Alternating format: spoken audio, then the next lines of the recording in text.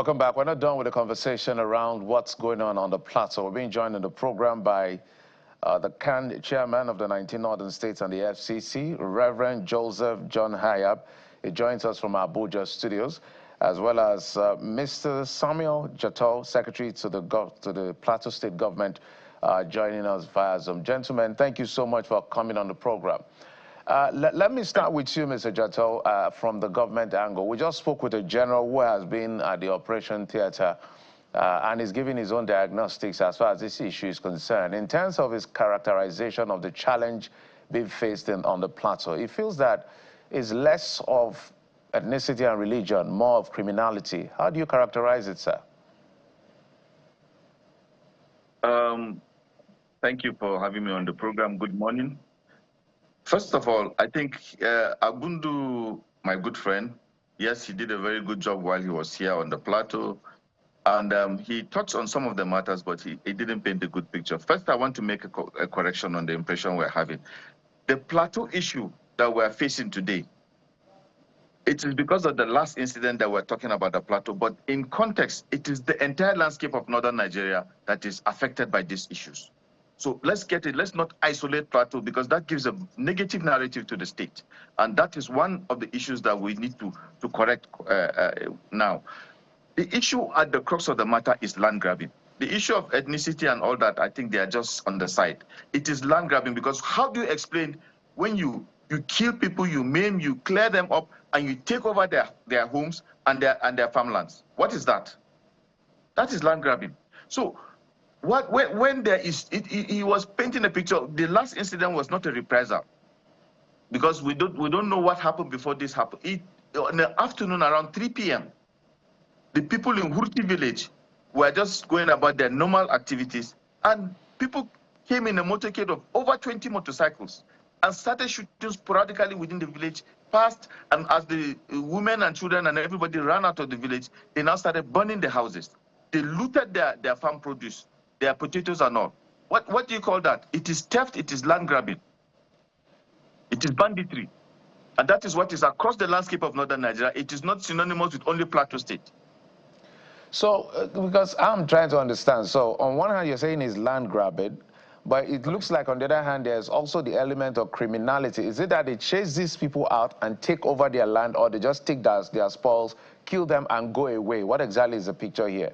It's a combination of so many things, but what you have said is exactly what has happened. They chase people out of the villages, they steal from their houses, and in some cases where they want, where the land looks very fertile and it is good and it is nice, they take over the land. There are so many communities in Plateau State today that if you want, you can come as channels. Yesterday, a reporter was with us when we went to take relief materials to Hutsi. We've been run into an ambush yesterday. So these things are real. We at the beginning of this program we said, let us be brutal, let us tell ourselves the truth. We must tell ourselves the truth if we want to address this problem. This problem is we have to tackle it holistically. It is a problem across the length and breadth of northern Nigeria. So speaking of brutal honesty, who is trying to grab whose land? Well, the criminals that came in are trying to grab the land of the natives, the farmers. Our people are agrarian. We're 70%, over 70% agrarian. And we live, just like Colonel Abundu painted the picture, which is very correct. Our communities settle around their farmlands so that they can build. So when one person settles here, another settles a few meters away. That is the type of settlement that you find around Plateau. I understand, Mr. Jato.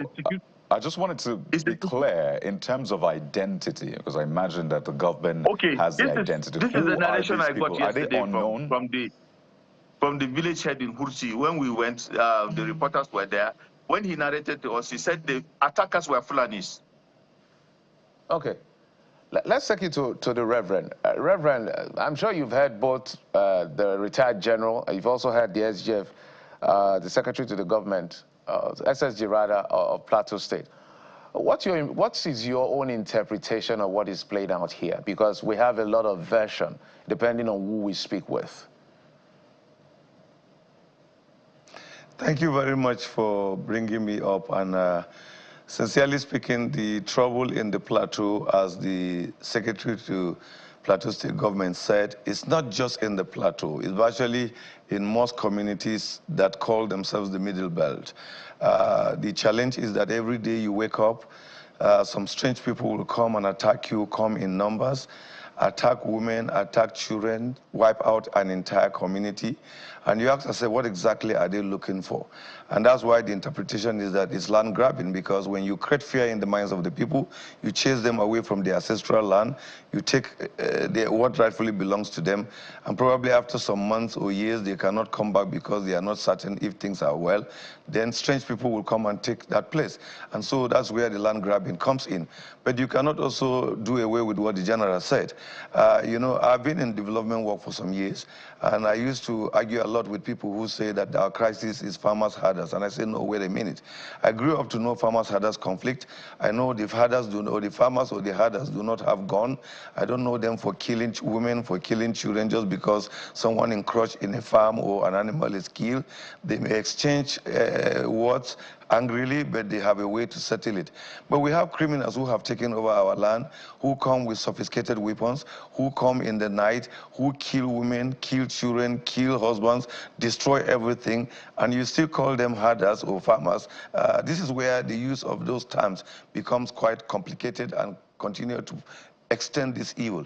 Because until we begin to call a criminal, unless we begin to call someone who do something evil, that what he's doing is wrong, we are not going to go after them. So the challenge is actually multifaceted. We have the criminal part of it. We have the land grabbing part of it. We have also the issues that sometimes people think that we shouldn't say that exist. The manipulation of politics, or the joblessness of young people, and so much, and so on and so forth. You can name them.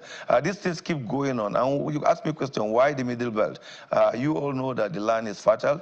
You all know that the land is actually good for whatever those who are interested want to. But I don't think you need to come to kill people before you benefit from the land. You can come peacefully. You can live peacefully.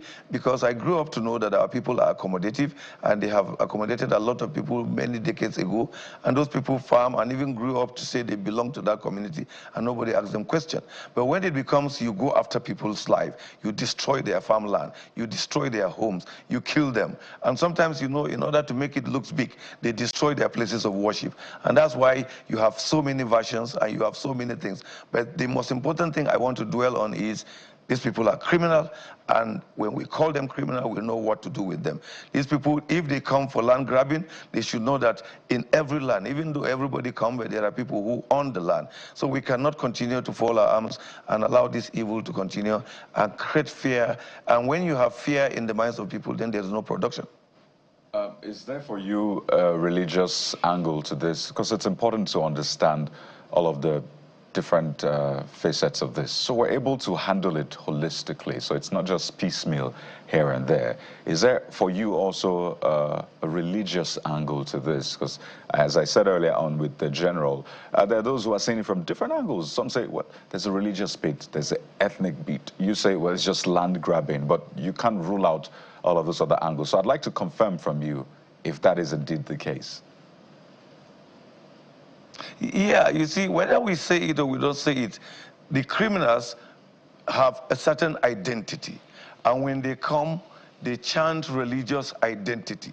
And so the religious angle comes to bear.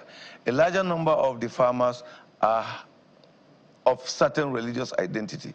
But as someone who has been around and I understand some of these things very well, I sometimes downplay the religious angle because it's a diversion.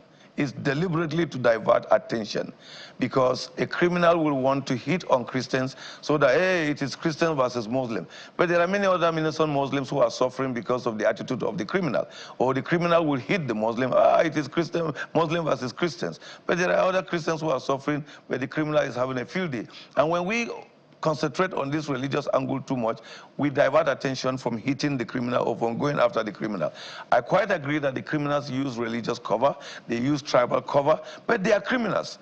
And unless we say that, that's when we can now come together, Christians and Muslims and everybody, to chase them out, to fight them. But you see, this overuse of this identity further just divides the people so that the criminals will have a field day. Because if they meet a Muslim on the road, they're going to kill him. If they meet a Christian on the way, they're going to kill him. But they do come with religious identity. And I ask this question, are they truly religious? Do they represent the faith they are claiming to? And you will agree with me that they don't. Reverend, before we go to the SSG, let's stay with you for a moment. I understand what you're saying, and I'm sure a lot of people will agree to a couple of the things you've said. But if the general belief among the people that are affected by this carnage, if you will, is that this is religion, how do you reprogram that? Because their perception is their reality in this sense. Yeah, you see, that's where we come in finding solution. Because in finding solution, we have to carry every stakeholder in it. We have the Christian clerics, and that's what Can Northern State wants to offer herself to say, look, this attacks is one too many. Every time we wake up to a new attack in another community, can we begin an honest and transparent discourse about it? A discourse that we come to the table as equal partners. A discourse that we come to the table as people who feel the pains of what is happening and begin to find solution. Because security agencies alone cannot tackle this. They have tried, and we commend them for what they are doing. I must say that the governor of Plateau State and his team have done an excellent job since this unfortunate incident happened. But you see, we need to really carry everybody so that people will begin to see it as their responsibility. Not just government, not just security, but our responsibility. I have a role to play in securing the community. You have a role to play in securing the community. After all, when you look at the number of security men we have around Nigeria with a large population, they cannot cover everywhere. So what can I do as a faith leader? What can you do as a faith leader? And in doing this, we need to win the love and trust of one another. So when we come to do the blame game of, oh, you are the one, I'm the one, we cannot really talk. So we need to give that opening so that both Muslim clerics, Christian clerics, traditional rulers, women, youth, and every stakeholder will see it as a fight against us. After all, we humans are members of one family. Why should we allow tiny division to destroy our joy, our peace, our togetherness? The progress that would have been made in Plateau for many years, the progress that would have been made in Kaduna, in Benue, in other parts of northern Nigeria, is actually not visible now because of this attacks and attack and attack. It is like we build today, we destroy it tomorrow. We build and probably allow it for 1 week, and we destroy it again and start rebuilding. Where can you find, where do you even have the money for such kind of development? So many things are wrong. What we need now is, what do we do and speak to each other genuinely, sincerely, to find solution. The blame game, we've heard a lot about it. We want to find solution. And I'm offering this that say, look, the Muslim cleric in the Plateau, we are willing to talk with you. Let nobody use our faith to give, or nobody give our faith a wrong name. Right. You shouldn't allow anybody use Islam to give it a wrong name, and I'm not going to allow anybody to use Christianity to give it a wrong name. If it is tribe, we will not allow people to use the name of our tribes and give us a bad name. We grew up to know that we want to protect a good name for our families, a good name for our tribes, a good name for what we belong. Well, what is happening today that our names are associated with killing, with destruction? So we need to start doing something. Certainly. Let me take this, Mr. Jatto, and ask from the government's perspective. While there's what you can do before an attack, there's what you can do during that attack to mitigate the impact. There's also what is meant to be done after, which is where we're at right now. But this timeline we're on is also a before for hopefully not a potential attack in the future. So it's very important what is done right now by government. And for the Plateau State government, I want you to walk us through your own actions, maybe before, during, and at this moment after. Have arrests been made, on the one hand? How many people have been arrested? What is the process to seeking justice? In the past, have you been successful in ensuring justice for this criminality, the way it's been described, whether it's land grabbing or what have you, it is also criminality. So I'd like you to walk us through, Mr. Jatto, so we're abreast as to what the government is doing. Thank you, Kaide, but I must confess, I can see our time is fast spent. You didn't give me enough time to do justice to this matter, but I want to thank Reverend Hayab for painting a very good picture of what is happening in our land. Now, what is government doing? Government, just like General Bundu said in the first place, Director General of the Peace Building Agency, Dr. Sanda, is doing a fantastic job trying to bring communities together, trying to rewind the social fabric of communities so that we can stay in peace together. You will agree with me that for about a year now, the crisis on the plateau have not been so volatile. It has been a bit quiet. And then out of the blues, from nowhere, like I said, there wasn't something that an incident that happened and then that you would call this a reprisal. There wasn't a clash in any farm that you would call it a farmer-herder clash. There was nothing like that. People were just in their homes in the village, in Hurti village to be precise, and these people came in a motorcade and attacked them. What are we doing? Yesterday we were there with relief materials. Over 383 houses were burned, by the way, Kayode. Over 40 people killed from the accounts given to us by the village head. Now, so we went there with relief materials. They need food, they need clothing, they need mattresses, they need building materials to rebuild their houses, because if they don't rebuild their houses, these are peasant farmers. That is how the land grabbing starts, because they need to move away to their relations, to live with them. And then once they vacate the villages, these people come and take over. And you cannot come back there again. You cannot farm. Then they impoverish the people. And it becomes a vicious circle. So this is the point we're making. But government on its own, security is not in the hands of government. Like, we're just doing our best, partnering with the federal government. And they've been doing a good job. They've been a good support to us. The terrain is also another problem. It took us a long time. The road, you need to see the road going to the village. So these are issues. And where is the money to build roads in all these villages? The attacks are coming up left, right, and center. So it's a grand design. This is the point. We have to just have respect for human life. There has to be community resilience. This is what I told the people yesterday. We must come as a people. We must be united. We must respect each other. We must love each other. We used to live together in peace. Fulanis are not, when you ask me who are the attackers, I was hesitant because I don't want to stereotype anybody. But you see, we've lived with Fulanis. Even in the village, we dropped relief materials in Tade yesterday. There were Fulanis in the village when we were there. There were mosques standing there. And still the village head and the people gave accounts and said it was Fulanis that came and attacked. So if it was something that they were fighting the Fulanis as a people, they would have attacked those ones that were living with them. But no, that was not the case, because they knew those ones that are living with them are not the attackers. So this thing is an act of criminality that must be addressed by the federal government of Nigeria in a holistic manner, so that Plateau will be part of the whole. So, and I think when that is done, because sometimes when these things happen from one community, they move to another state or to another local government, and they unleash mayhem on the people there. So it has to be tackled from all over. But unfortunately, our security forces are overstretched. So I think there has to be a very serious Mr. Jotto, solution. now that you put it on the lap of the federal government, what exactly do you mean by the federal government has to act? Is it in the legal, judicial aspect? Is it in the use of force? What exactly? We have arrested people in the past, and they have been released. But on this account, I can assure you that I know that there's one person in custody right now, and we are going to pursue this matter to a logical conclusion. Okay. I just wanted to quickly get clarity on some of the questions asked. One, the previous arrests that have been made, you said that they've been released, right?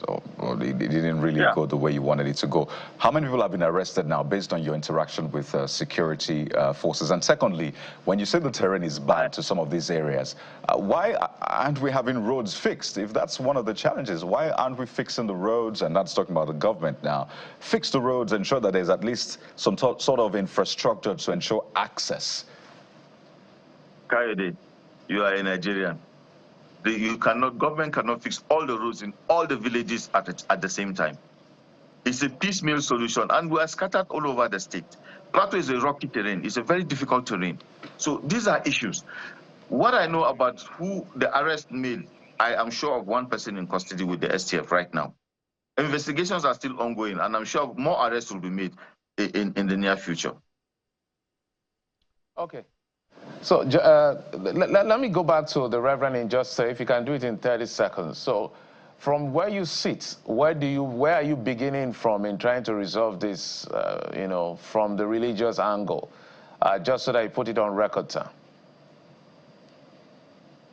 Yeah, we begin by engaging our Islamic counterpart in a very robust and constructive dialogue. But we also want this dialogue not just to be a city-based dialogue, a dialogue that comes also from bottom to top. The reason is that most time when we sit in the city and hold what we call dialogue, the grassroots people are not involved. They don't even know what we are discussing. And the crisis is happening among them.